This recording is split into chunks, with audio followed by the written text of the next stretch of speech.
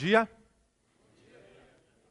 Que a graça e a paz do Senhor possa estar com todos nós nesta manhã. Estamos reunidos.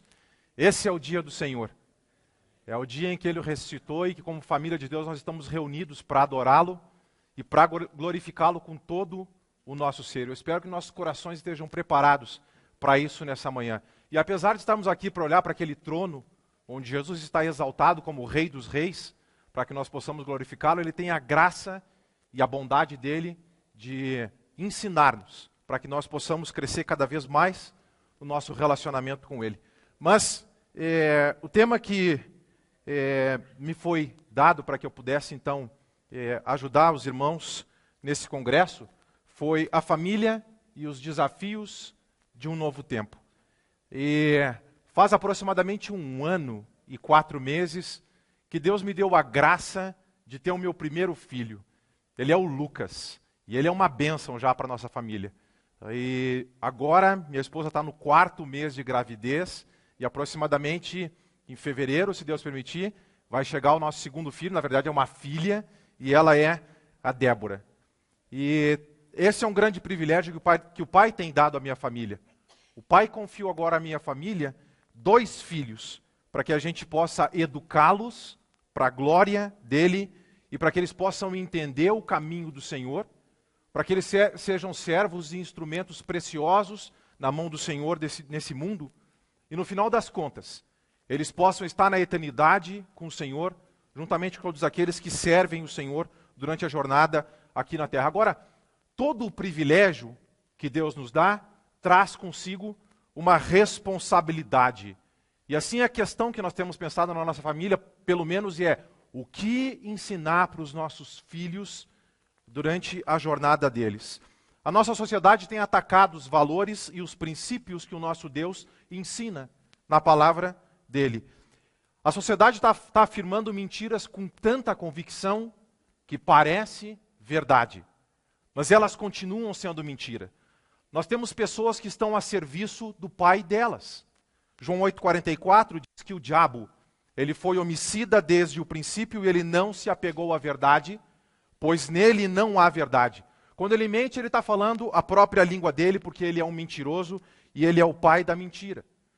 Nós precisamos, como pais, mais do que nunca na história, exercer o nosso papel de semear, cultivar, para que nós possamos colher filhos que honrem o Senhor, mesmo numa sociedade pervertida e corrompida na qual nós estamos vivendo nesse momento da história. Agora, não é diferente da sociedade, por exemplo, do primeiro século. Se a gente lembra de Filipenses capítulo 2, versículos 12 a 14, quando Paulo está incentivando os irmãos em Filipos a desenvolverem a salvação deles com temor e com tremor, porque Deus estava trabalhando neles para desenvolver tanto o querer quanto o realizar para a salvação daquela congregação, Paulo diz para eles fazerem todas as coisas sem murmuração e sem contenda. Porque Filipenses capítulo 2, versículo 15, Deus nos usa para que nós sejamos luzeiros nesse mundo. E Paulo falou que aquela geração na qual eles estavam vivendo já era uma geração pervertida e corrompida. E se a gente olha para Romanos 1, 18 a 32, não é uma sociedade muito diferente da qual nós estamos vivendo. Deus não muda nos seus princípios. O homem não tem mudado também na história. O relacionamento continua o mesmo. Os homens têm negado a existência de Deus. Efésios capítulo 4, versículo 17 a 19, Paulo disse o seguinte: isto, portanto, digo, e no Senhor testifico, que não mais andeis segundo os gentios. Eles andam na futilidade dos pensamentos deles, eles andam na ignorância e eles estão com a mente obscurecida. E a razão de tudo isso, Deus é luz, 1 João capítulo 1, versículo 5. Mas Efésios 4, Paulo está dizendo que eles estão alheios à vida de Deus. E porque eles estão alheios à vida de Deus, apartados da luz, estão em trevas, eles se atiram com avidez para cometer toda sorte de impureza. Efésios capítulo 4, no versículo 19.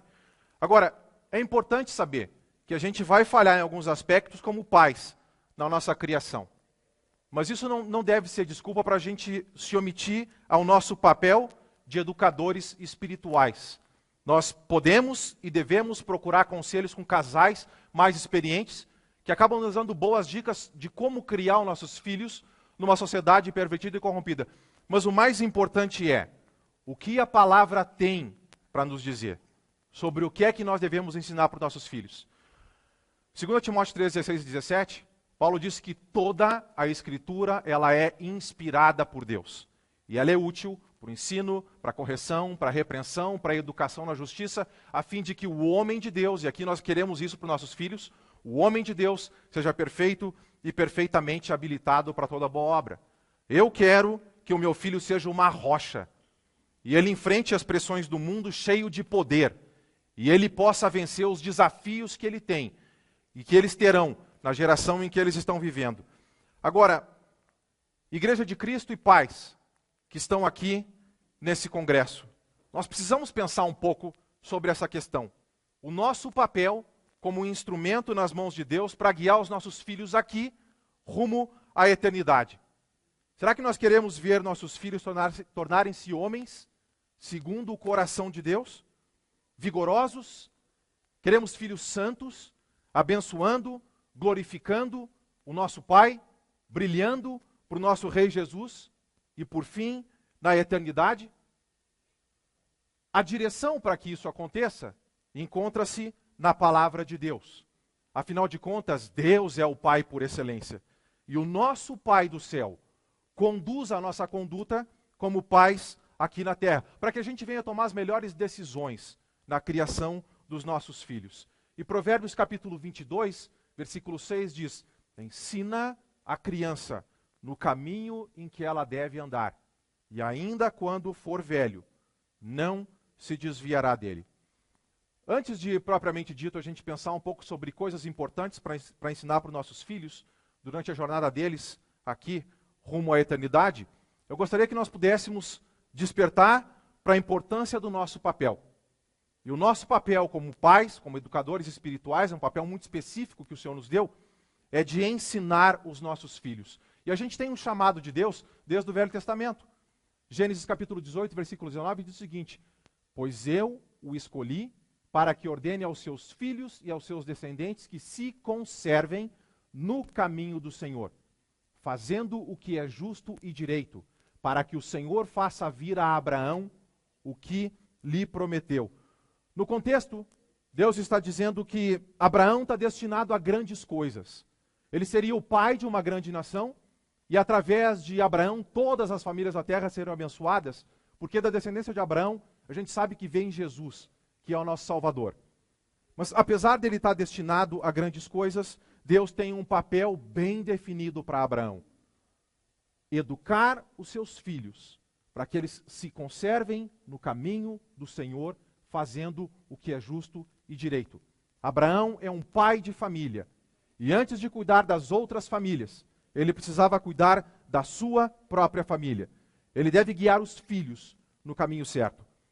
Se a gente passa um pouco de tempo na história, Deuteronômio capítulo 6, versículo 6 a 9, Moisés, como instrumento de Deus, está ensinando o povo sobre os princípios do Senhor. Deuteronômio 5 foi os 10 mandamentos, e ele está encorajando então o povo para que eles fossem fiéis ao Senhor, e que eles então obedecessem ao Senhor e amassem o Senhor de todo o coração. Deuteronômio capítulo 6, versículo 5. E Deuteronômio 6, 6 a 9, ele diz o seguinte: essas palavras que hoje te ordeno, esteja em teu coração. Mas o importante, ensine-as com persistência aos seus filhos. Converse sobre elas quando estiver sentado em casa, quando estiver andando pelo caminho, quando se deitar, quando se levantar. Amarre-as como um sinal nos seus braços e prenda-as na testa. Escreva nos batentes das portas da sua casa e nos seus portões. No contexto, então, Moisés encorajando o povo para que seja fiel aos princípios do Senhor, e ele está destacando a responsabilidade dessa primeira geração que está recebendo a lei. Eles precisam passar para as próximas gerações os princípios do Senhor, ensinando com persistência os seus filhos, para que as próximas gerações pudessem então ser fiéis ao Senhor também. A ideia é criar todo um ambiente espiritual de educação para os nossos filhos, onde nós utilizamos bem o nosso tempo, para que nós possamos então educá-los nos princípios do Senhor.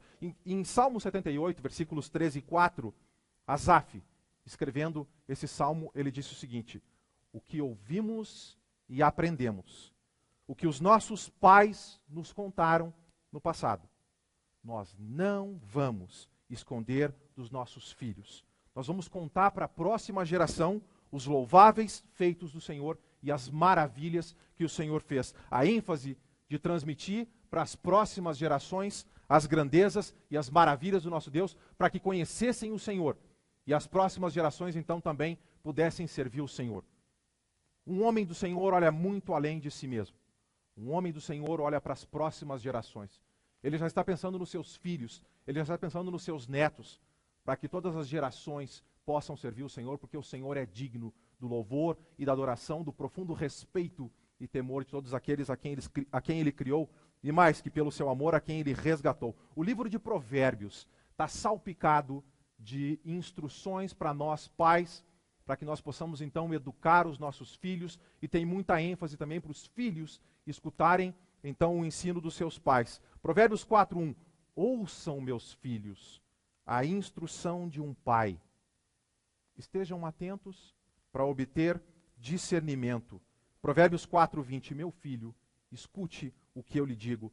Preste atenção às minhas palavras. Provérbios 6:20. Meu filho, obedeça aos mandamentos do seu pai e não abandone o ensino de sua mãe. Provérbios 13, capítulo 1. O filho sábio acolhe a instrução do seu pai, mas o zombador não ouve a repreensão. Agora, não é só um chamado de Deus no Velho Testamento, para que nós possamos exercer o nosso papel como educadores espirituais. No Novo Testamento também, Deus nos chamou para que nós entendêssemos sobre o nosso papel e para que nós pudéssemos exercer o nosso papel ativamente. Efésios capítulo 6, versículo 4, nós conhecemos bem. Pais, essa é uma versão da Bíblia de Jerusalém. Não deis a vossos filhos motivo de revolta contra vós, mas educai-os com correções e advertências que se inspiram no Senhor. 2 Timóteo capítulo 1, versículo 5, Paulo está escrevendo aquela carta para encorajar Timóteo, que estava um pouco desanimado. Ele disse, olha, eu tenho recordação da tua fé sem fingimento.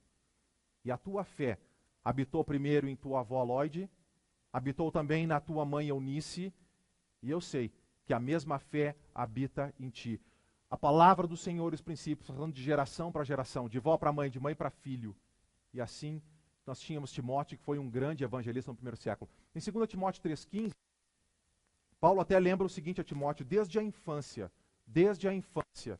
tu, Timóteo, sabe as sagradas letras que podem tornar-te sábio para a salvação mediante a fé que existe em Cristo Jesus.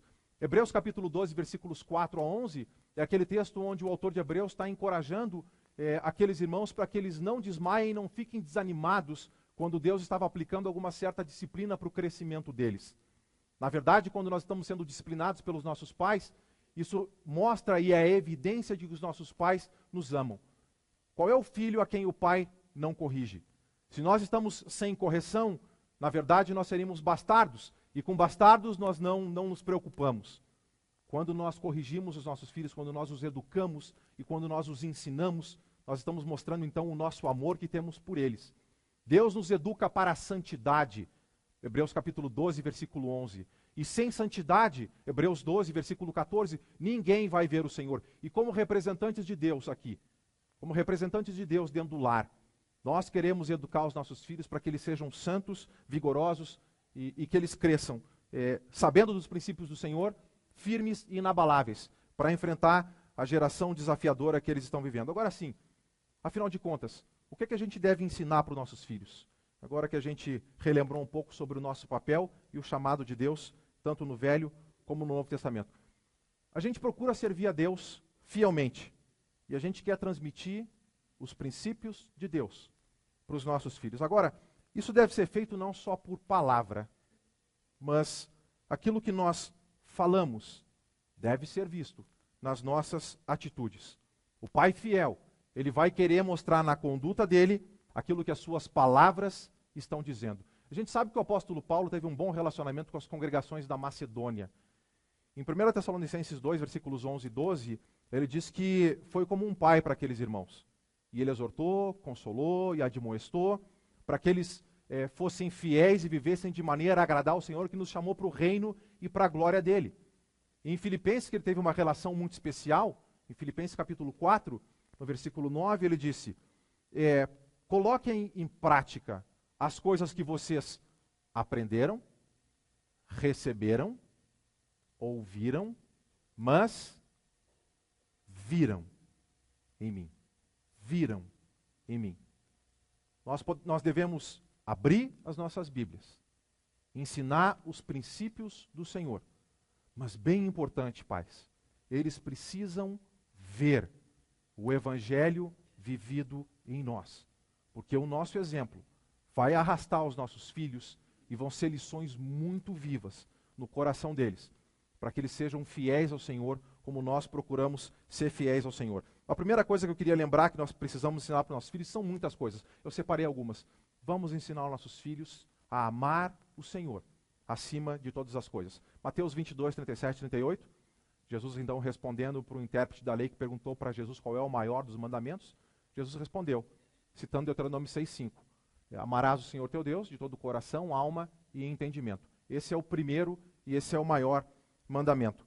Mateus 6,33, citado pelo nosso irmão Edson aqui ontem, buscai, pois, em primeiro lugar o reino de Deus e a sua justiça, e as demais coisas vos serão acrescentadas. E nós temos aqui uma promessa preciosa de Deus. Lucas 14, versículos 25 a 33, nós tínhamos grandes multidões seguindo Jesus. E ele virou para trás, e a lição aquela, o refrão naquele contexto é: quem não pode ser meu discípulo?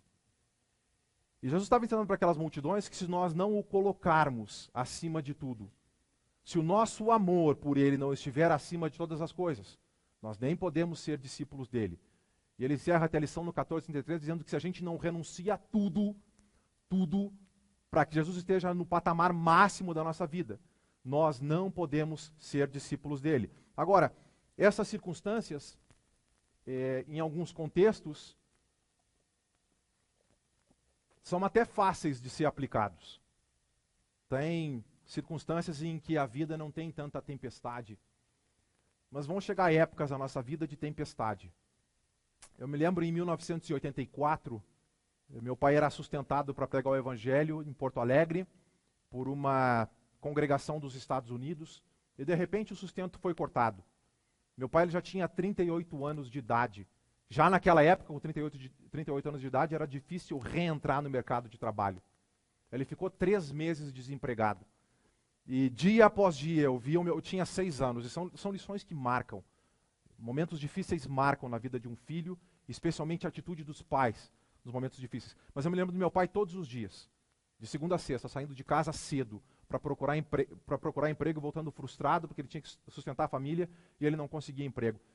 Mas naqueles 3 meses, nós tivemos tempos difíceis, mas nós nunca passamos fome. Agora, eu vou te dizer a atitude deles, para que eles nunca tivessem passado fome. Porque a promessa de Jesus é que se nós buscamos o reino em primeiro, as demais coisas são acrescentadas. Naquele contexto, Jesus está falando que nós vamos ter comida e nós vamos ter roupa, de Mateus 6, 25 a 33. Mas eu me lembro de um domingo, e domingo é o dia do Senhor. Um dos aspectos de amar o Senhor acima de todas as coisas é valorizar o dia do Senhor e estar reunido para adorá-lo. E eu me lembro de um domingo de manhã em que nós acordamos mais cedo, e meu pai virou para minha mãe e disse: olha, nós temos dinheiro hoje somente para passagem, ou para comprar passagem para ir para o culto, ou então para a gente comprar comida para os nossos filhos, para que pelo menos eles comam. A minha mãe disse: hoje é o dia do Senhor, e nós podemos resolver isso de uma maneira melhor, mas vamos dobrar nossos joelhos e vamos orar. Eu me lembro que nós dobramos os joelhos em família, nós oramos, e sabe no Salmo quando a gente entra um pouco desanimado, e você começa a contemplar o Senhor, e o Senhor te coloca nas alturas, você sai da oração cheio de fé? Aconteceu aquilo com meus pais. E foi preciosa aquela lição. O que acabou acontecendo foi que a minha mãe disse o seguinte: olha, a gente morava a uns 10 quilômetros do prédio. E ela disse: nós acordamos descansados. Hoje é o dia do Senhor, Ele nos deu saúde. A gente vai caminhar até aquele prédio para adorar o Senhor. E na volta, a gente pega a passagem e retorna para casa, ou a gente volta a pé de novo, se a gente não estiver tão cansado, e a gente compra comida para os nossos filhos. Mas a minha mãe disse o seguinte: Jair, é o nome do meu pai, Jair, fique tranquilo, que ainda hoje a gente vai comer churrasco. Foi o que ela disse para ele. Então, nós fomos para o prédio e caminhamos aqueles 10 quilômetros para adorar o Senhor, e finalmente nós chegamos no culto. E quando nós estávamos adentrando a porta do prédio, sai a minha avó com uma bandeja na mão e ela disse: olha, Cleoni, ontem a gente comeu churrasco e sobrou isso. E eu trouxe então para que vocês possam se alimentar. Meus queridos, Efésios 3:19 diz que o nosso Deus é poderoso para fazer infinitamente mais do que tudo o que pedimos e de tudo o que pensamos. Aquela foi uma lição preciosa para mim. Eu tinha então 6 anos. Você pensa que eu falto algum culto, olhando a atitude dos meus pais assim? Não é só a questão de abrir a Bíblia e mostrar Mateus 6,33, de buscar o reino primeiro. É a questão de a gente ver nos nossos pais aquilo que eles estão nos ensinando quando abrem a Bíblia. É a Bíblia vivida. O segundo ponto que a gente precisa ensinar para os nossos filhos é amar o próximo. Nessa mesma época, é outra lição preciosa que eu tive da minha mãe, em Mateus 22,39, é amar o próximo, é o segundo grande mandamento, né? Mas nessa mesma época, minha mãe estava evangelizando uma pessoa, e essa pessoa morava a uns 8 quilômetros da nossa casa. Era perto do prédio de Teresópolis naquela época. E ela estava numa circunstância também de sem passagem para ir evangelizar essa família, e estava quase terminando o nosso dinheiro para as necessidades básicas. E nessa situação estávamos só eu e minha mãe, porque meu pai estava procurando emprego. Isso era durante o dia. E nós fomos para a casa daquela família. Ela estava evangelizando uma mulher de uma vila Cruzeiro. Essa vila tem lá até hoje.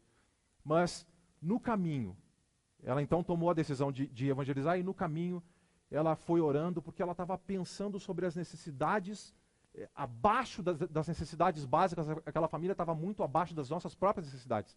Faltava muito para eles. E ela foi pensando no caminho: Senhor, eu estou indo evangelizar aquela família.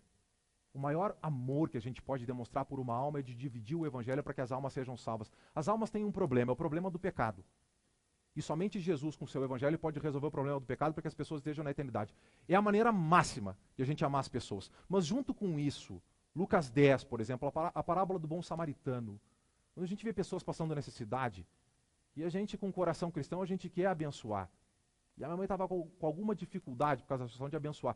Mas a mentalidade dela de um discípulo é: eles têm menos do que eu.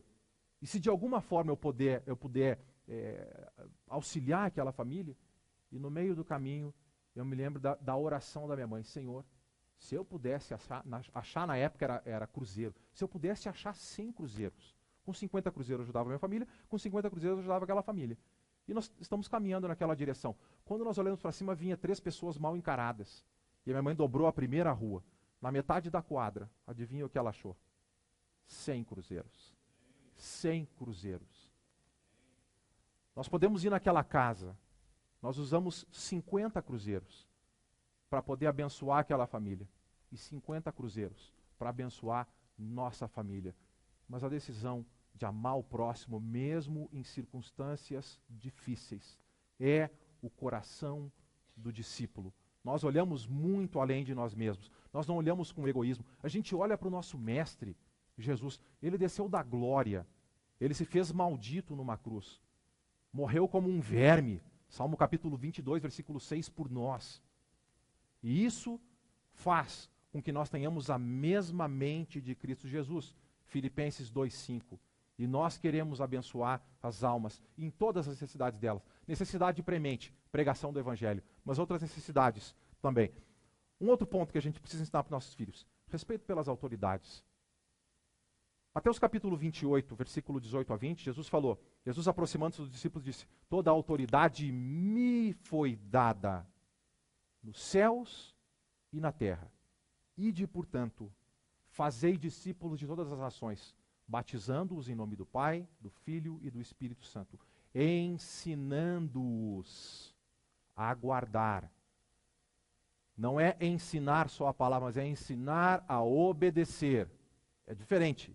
Ensinar a palavra e ensinar a obedecer a palavra. Ensinando-os a obedecer tudo o que vos tenho ordenado. E o ponto principal é o respeito pela autoridade do próprio Senhor.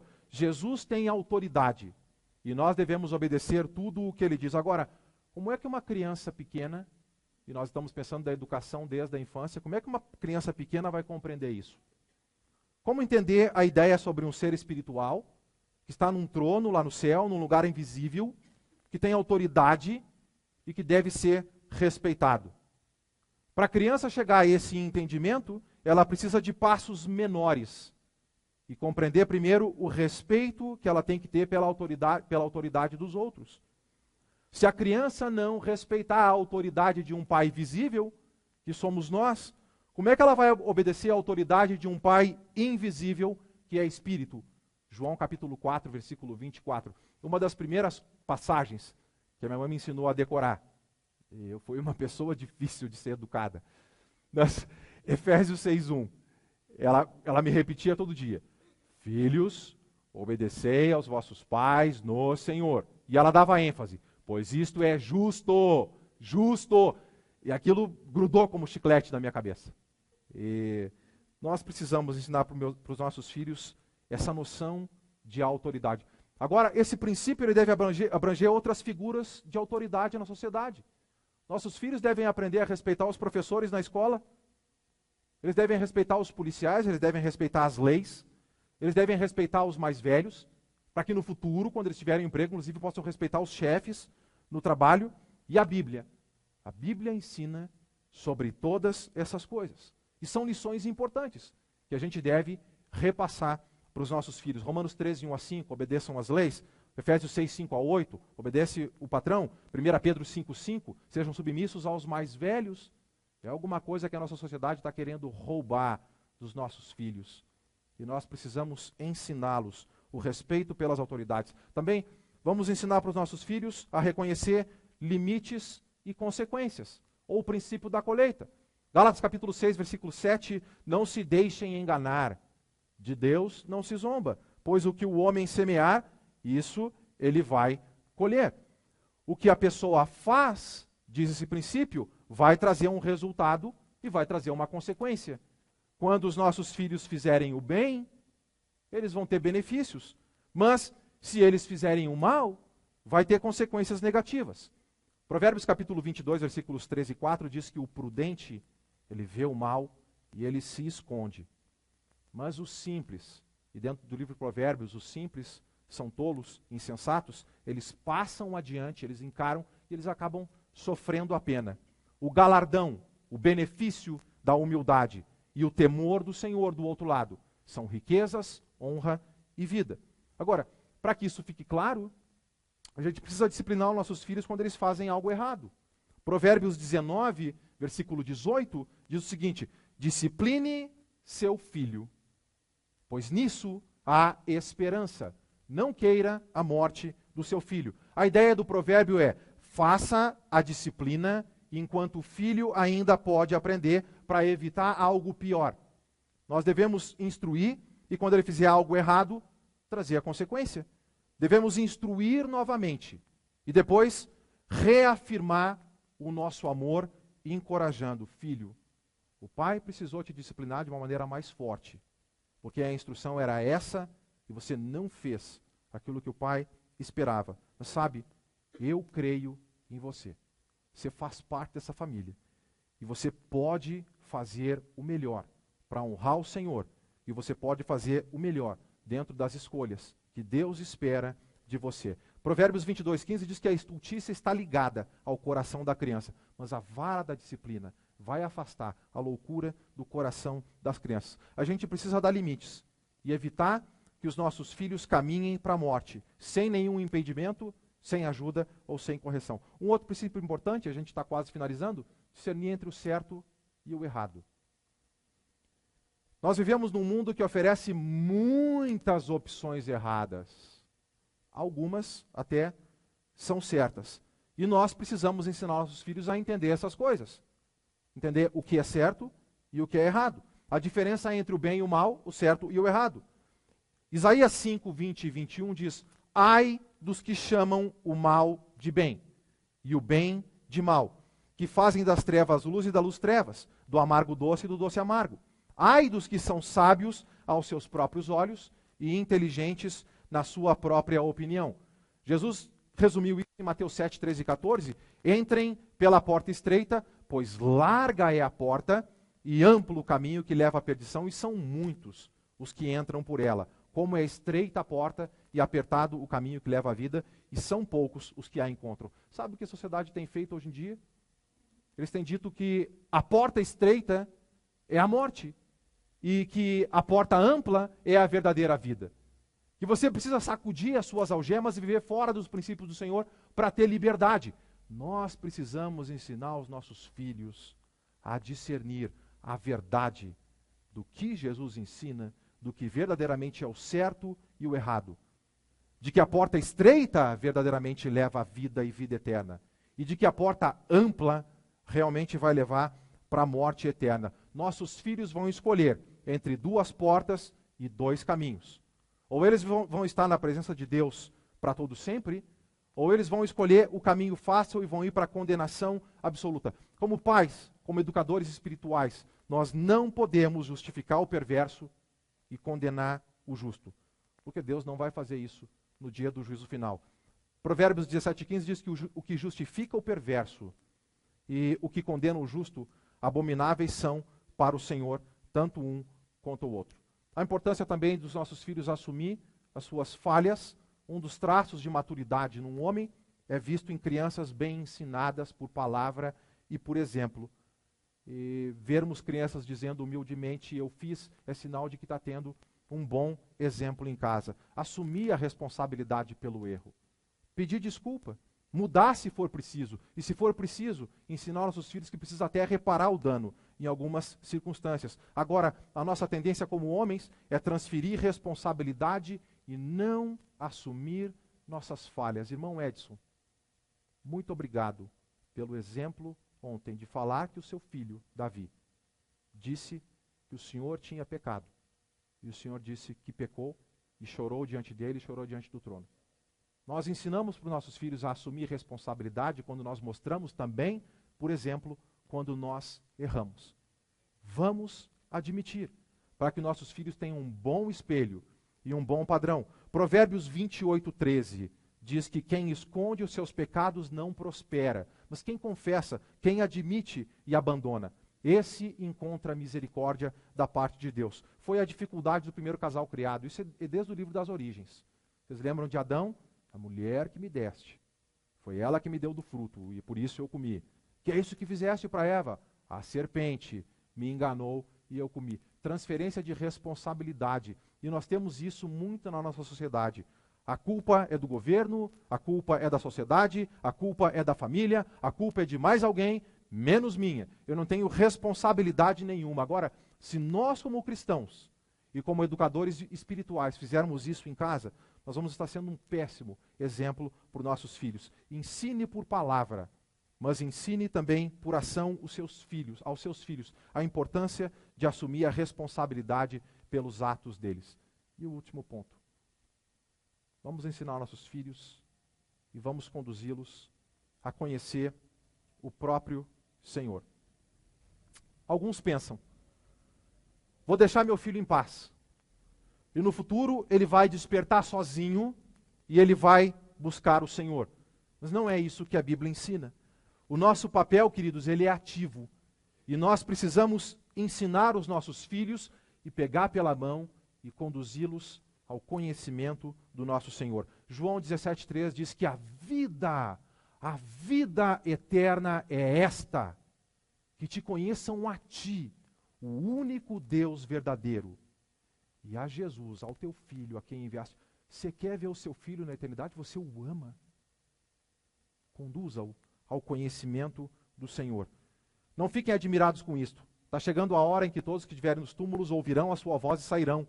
Os que fizerem o bem vão ressuscitar para a vida. Os que fizerem o mal vão ressuscitar para ser condenados. Vem um dia do juízo final. E aqui eu tenho uma palavra para os pais, e eu me incluo nessa palavra, que é um conselho que eu recebi de um irmão e que eu gostaria de que nós refletíssemos sobre isso. Quando a gente decidiu trazer uma criança para esse mundo, nasceu um ser que tem um espírito eterno. E se ele chegar na idade da responsabilidade e pecar, ele vai existir ou na presença de Deus para sempre, ou no inferno para sempre. Não há outro destino biblicamente falando. Nós, pais, tomamos a decisão de trazer os nossos filhos para esse mundo. E isso é uma bênção tremenda. Mas agora, uma vez que eles existem, eles vão para algum lugar na eternidade e uma boa parte disso depende da nossa orientação. Eu sei que todos nós, no final das contas, temos que tomar a decisão de seguir Cristo ou não. Inclusive os nossos filhos, eles vão precisar tomar a decisão de seguir Cristo ou não. Mas a orientação e o exemplo dos pais ajuda muito para que eles possam tomar a melhor decisão, para que eles então possam servir o Senhor. Sabe, durante a nossa vida inteira, nós procuramos influenciar diversas pessoas para que elas possam servir a Deus. E é triste quando a gente encerra uma série de estudos bíblicos e relacionamento com uma pessoa e ela diz, ok, entendi, mas eu não quero servir o Senhor. É triste quando algum irmão em Cristo se afasta do caminho. Estava servindo o Senhor, mas ele volta para o mundo, apesar de todo o apoio que nós tentamos dar para ele. Agora, existe coisa mais triste que ver um filho fora de Cristo, sabendo que ele está caminhando para a morte eterna? É importante, pais que estão aqui, nesse congresso, que nós possamos fazer de tudo para dar bons exemplos para os nossos filhos, para instruí-los, para que eles então possam conhecer o Senhor. Nossos filhos, se chegarem na idade da responsabilidade, eles vão precisar crer em Cristo. Eles vão precisar confessar. Eles vão precisar se arrepender. Eles vão precisar se batizar. E depois disso eles vão precisar permanecer fiéis a Jesus até a morte. E de quem é a responsabilidade de repassar isso para os filhos? Nossa. As escolas dominicais, elas ajudam muito. Mas elas não têm o papel principal na educação dos filhos. O papel principal na educação dos nossos filhos é nossa. Asaf, ainda em Salmo 78, versículos 5 e 6, ele decretou estatutos para Jacó, e em Israel estabeleceu a Deus, e ordenou aos nossos antepassados que ensinassem para os filhos, de modo que a geração seguinte a conhecesse, e também os filhos que ainda nasceriam, e eles, por sua vez, repassassem para os próximos filhos, para a próxima geração. Vamos desempenhar o nosso papel como pais, homens e mulheres de Deus. Coragem, atitude. Vamos fazer todo o possível para ver os nossos filhos na eternidade. Agora, ser pais é uma grande bênção e também uma grande responsabilidade. Dentro do nosso papel, vamos fazer todo o possível para ver os nossos filhos na eternidade, vencendo a geração corrompida na qual eles estão vivendo e que no futuro viverão.